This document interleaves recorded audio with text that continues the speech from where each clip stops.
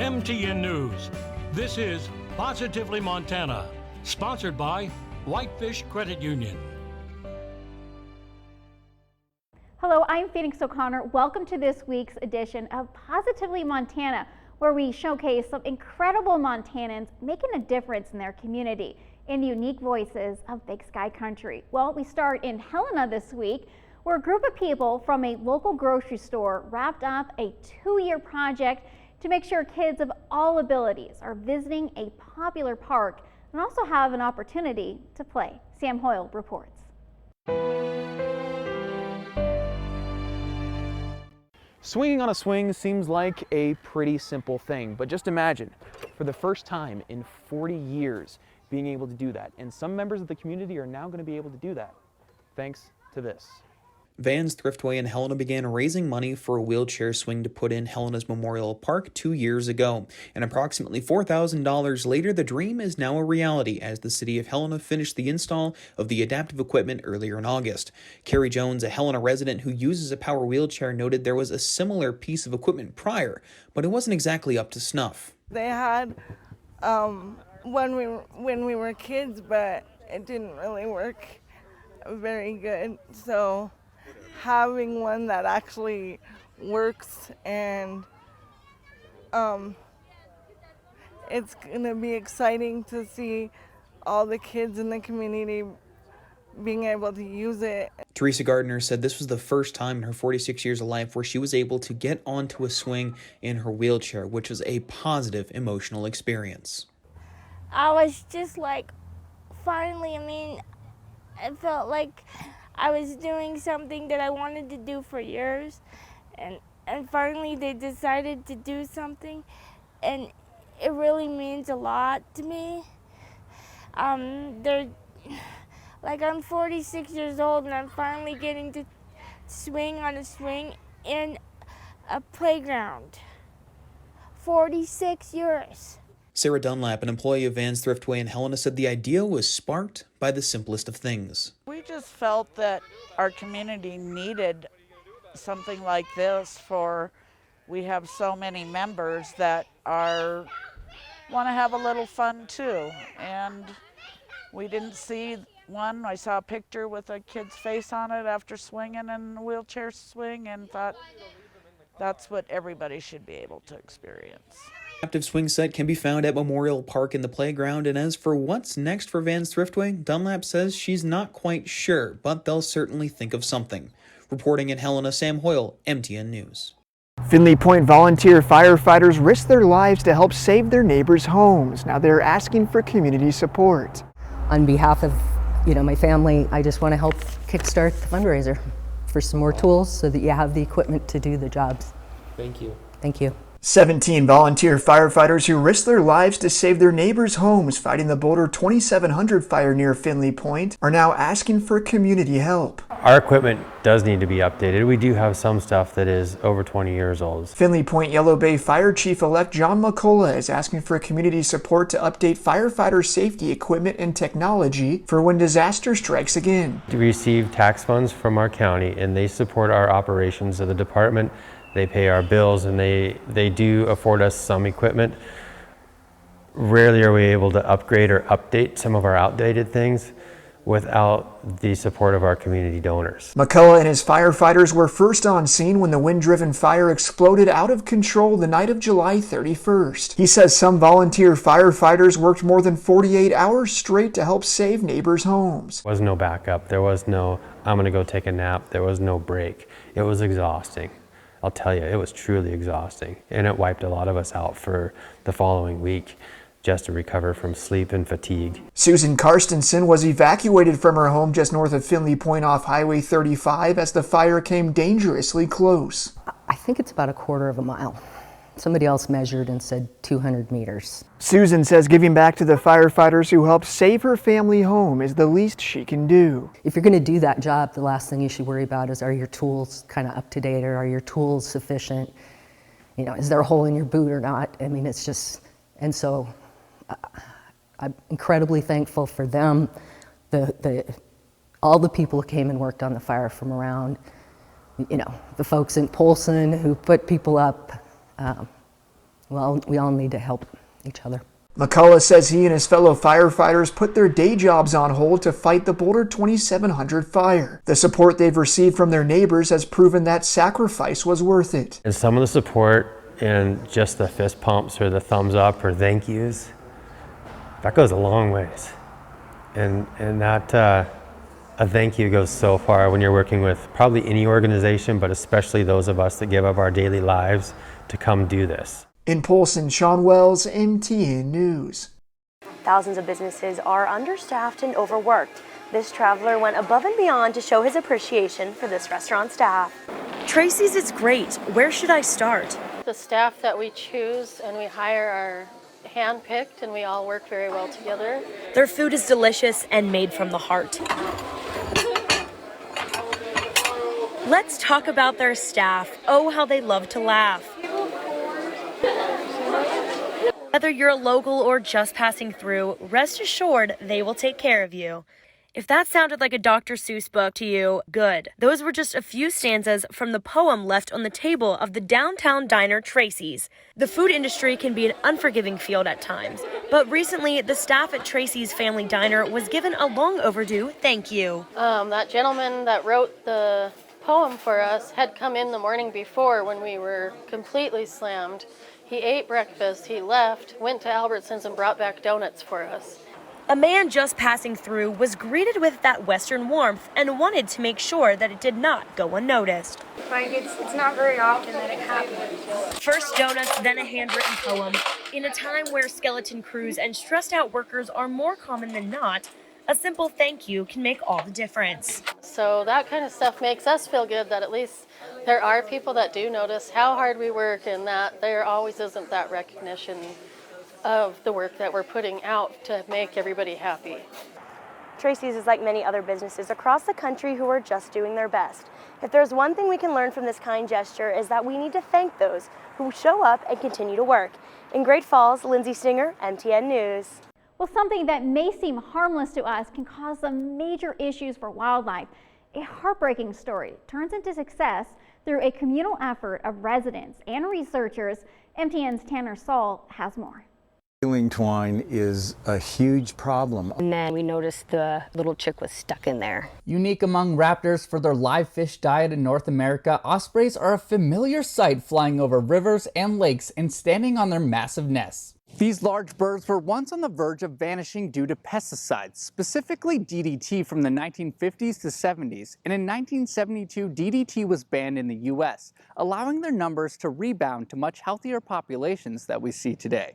But osprey now face a threat caused from baling twine. Baling twine is a huge problem. A lot of people don't realize this, but baling twine, of course, is this polypropylene rope, and it's used for tying up hay bales. And most people are really good about cleaning up their fields after they, say, cut it off a hay bale, but occasionally it gets left out in fields, and for whatever reason, we don't know, but ospreys love to pick up baling twine. Green says fortunately other raptors don't do this, so birds like bald eagles and hawks don't bring back the twine. Katie Steinbrenner and her family have watched an osprey nest in their backyard since the mom and dad first started out on the nest. We've only really fallen in love with the osprey in our backyard because they're like pets to us for like 5 months out of the year, 4 months out of the year. And as the months went by, they got to watch an osprey chick grow right from their kitchen window. And then we tracked it through the whole egg process, through getting hatched, through them feeding it. But something didn't seem right as the chick began to grow. We noticed the little chick was stuck in there. Steinbrenner quickly educated herself about the danger of baling twine and enlisted the help from Eric Green and Rob Dominich with the Montana Osprey Project. Every time we turn around these days, for me anyway, on social media, I see somebody cutting a sea turtle from monofilament or drift nets on whales and seals and whatnot. In the aquatic system, we hear about it, and in the terrestrial system, like with osprey, it's a big problem. Green and Dominich were able to successfully retrieve the chick from the Steinbrenner's backyard, now nicknamed McClay. taking it to Brooke Tanner at Wild Skies Raptor Rehabilitation Center to start the healing process and get it ready to be released back into the wild. In the meantime, the osprey parents had an empty nest in the Steinbrenners' backyard, but they would soon regain a chick, but not their own. We're doing a really interesting experiment here. Almost 3 weeks ago now, we went up to band chicks at another nest at Kona Bridge, and there was this poor chick that was really bad shape. It had baling twine embedded and cut down almost to the bone. We've never had to do this. We've never had to surrogate out or come up with an adopted family, foster family, if you will. So now, fingers crossed that this youngster now has a fresh start with new parents, and we could bring back the original youngster from this particular nest, and the family will grow by one. This new chick called Kona was expertly rehabilitated by Tanner and was ready to meet its new parents. With the collaborative effort of the Steinbrenners and the owner of Mozilla, a bucket lift was placed below the nest to bring Kona to its new home, with an anxious family watching their newest member be placed in the nest. There's Kona. This is the chick from Kona Bridge, but we've put it back in another nest. Osprey are really good at adopting chicks that are not their own. We're hoping, if it's like lots of other places that this has been done, is that the mom and dad will just instantly adopt and accept this chick. We heard these nice low vocalizations, this sort of communication. And what that was, we'll never know, but it was clearly non-hostile. It was a feel-good sound. Kona's adoption was a success, but the race for survival didn't stop there. Brooke Tanner was still working diligently to rehabilitate McClay, the original chick in that nest. A week after Kona's success, McClay was ready to be released and join its adopted sibling. Dominich met up with Brooke Tanner to prepare it for release and transport it back to the Steinbrenners' nest. Tanner showed the small twine that caused the threatening injuries to McClay. It only takes that little bit. McClay was processed and banded in order to identify and keep track of the chick. During this, a call came in about an injured bald eagle. Efficiently finalizing McClay's rehab process, Tanner then switched focus and assessed her newest patient. An emaciated bald eagle with a severe wound on its lower back that went to the bone. She cleansed the wound and gave the mature eagle fluids to start it off on its road to recovery. Then Dominich was off driving McClay back to its home. Adding to the chaos of the day, during this drive, another call came in about an injured osprey, in which Green then set out to capture and bring back to Brooke Tanner to rehabilitate. Green then met Dominich at the Steinbrenners, each with an osprey in their vehicle. Brooke Tanner's incredible work allowed McClay to be strong enough to fly right out of its crate. As we released the second chick, a new long thread of baling twine hung from the nest, a constant reminder of the hardships these osprey face on a daily basis. Green had a great visual reminder of the dangers of baling twine. In this tub is all the baling twine from just one osprey nest. See, this is pretty scary. Ospreys, for some reason, really love baling twine. This enormous piece of baling twine was stretched out and was nearly a mile long, and that was from just one osprey nest. So you can see this is a huge issue. Most farmers and ranchers are really good at cleaning twine up, but all it can take is one strand and it can kill an osprey. Please, if you've got hay and you're feeding horses or cows, make sure you pick up your baling twine, because it's a real problem for our ospreys here. In Missoula, Tanner Saul, MTN News. Positively Montana continues after this.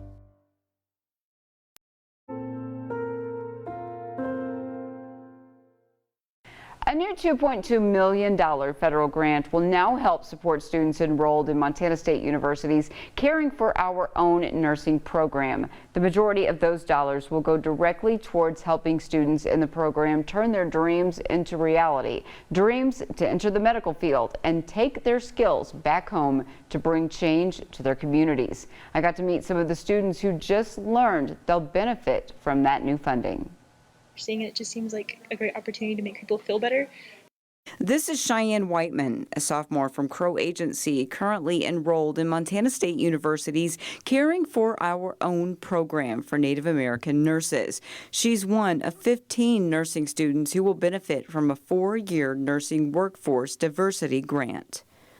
I think it's like really special because Native Americans are such a minority, and not a lot of people like know what a Native American is. Like it's just like, oh, they see the stereotypes on TV, like what an Indian is, the Western TV shows, and to see them doing real things like being nurses, being in different professions is kind of like breaking a stereotype, which I think is super important. It was Cheyenne's grandmother, Rosie Doyle, who inspired her to become a nurse. I live in the country there, and it's just growing up, my grandma was a nurse, and she was a nurse for so long. We go, and everyone's like, oh, I wish your grandma could still give me shots. And I just saw how special it was to her. The healthcare on reservations is kind of rough, like IHS has been through, a lot. And I think it's really important to get people from a reservation into hospitals and clinics on the reservation, because no one knows a Native American like another Native American, and having culturally appropriate healthcare is super important, because then we know what topics are sensitive and just how to serve our people. Cheyenne is just one of 72 students enrolled in the co-op program. The new grant now means almost every one of those students will be able to receive some kind of funding.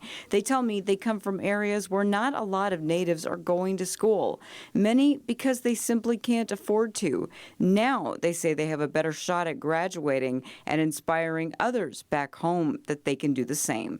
I think they're going to be proud to hear that.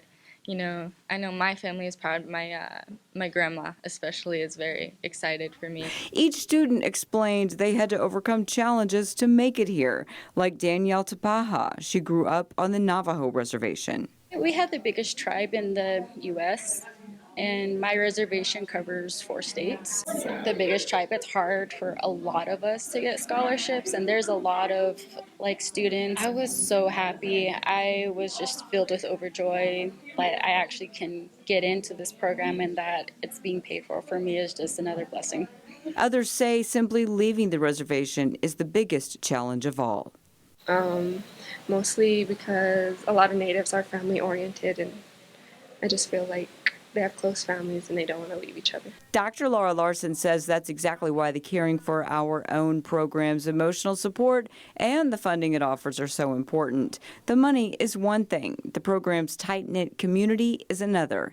Keys to making sure these nurses graduate, creating a more diverse workforce to change the face of healthcare.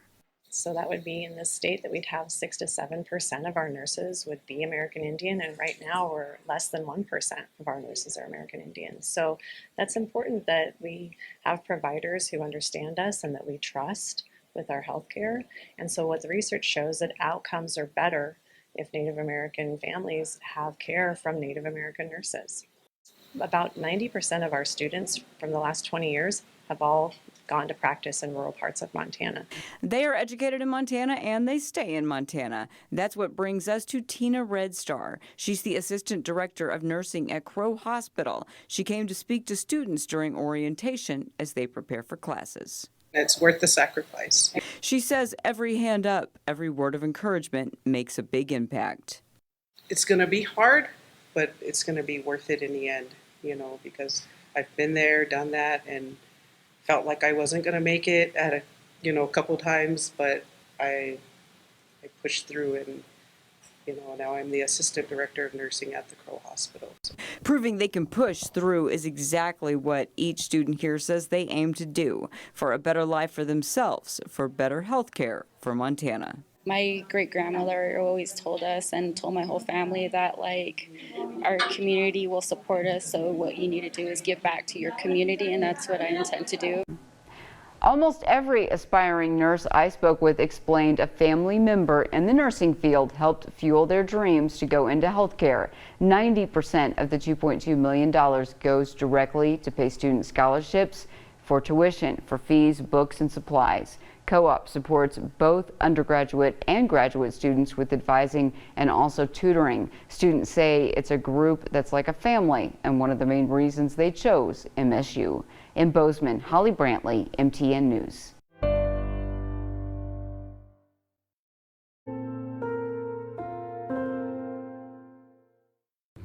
These trails lead you to beautiful views, the peak of Mount Helena. One Helena couple chose a trail of their own. Not an easy one, but a trail to a healthier life. A little more than a year ago, the HEGSTROMs probably could not do this. It used to be where we'd get to the first trail here, and then we'd have to stop. We'd sit down, smoke a cigarette, and then usually turn around, pitiful. But not anymore. Since they quit smoking, the Hegstroms are regulars on the Mount Helena trails. Getting to this point was not easy. Both were longtime smokers. And mostly on since the age of 15. Since I was 23. And like many people trying to quit, it didn't happen right away. We know that most people who smoke want to quit smoking, but unfortunately only about 2 to 5% of people per year are able to quit smoking, despite 40 to 50% of people trying to quit. After trying to quit 3 or 4 times each, the Hegstroms found the Freedom from Tobacco program at St. Peter's Health. And this time, it stuck. The results, noticeable. Our lifestyle, our quality of life, like everything has improved because we're no longer tied to this addiction. The Hegstroms quit smoking in August of last year, and since then they've been working to help friends become non-smokers too. Doctors say it's hard, but the work is worth it. Well, first I'll jump for joy and say thank you. I'm so excited. You're doing the most important thing you can do for your health. It's possibly a life-changing step. For proof, look no further than the Hegstroms. In Helena, Marian Davidson, MTN News. Have you ever heard about The Pursuit of Happiness? No, I'm not talking about the Will Smith movie. I'm talking about a huge topic a Bozeman organization is exploring through art. Each of the artists that we chose represents a group of people who are not included in the traditional definition of the people when we talk about individual liberty and the pursuit of happiness. TINWORKS Art, a local nonprofit, dives into the topic through an art exhibit showcasing local and regional artists around Montana. They're all on display in the historic Story Mill building. It's a really amazing open warehouse space. It's free and open to the public. The organization hosts various events to support their local community, but they also support their artists as well. TINWORKS created an artist grant that was actually a $10,000 grant. 5 different recipients received the grant, and it was designed specifically to help artists live and work and continue as an artist. We exist to create and build a sustainable arts infrastructure for the region. In fact, this 9-foot sculpture you're looking at was created by one of the recipients with the awarded money. I've never done anything like this before in my career. So just all the work going into that, like I have to have double the help when doing all this, like machinery is involved, forklifts, lots of clay, a lot of work went into this piece, and that's what this grant helped fund for me. The exhibit is open until September 5th, Labor Day weekend, but if you want my advice, you might want to check it out this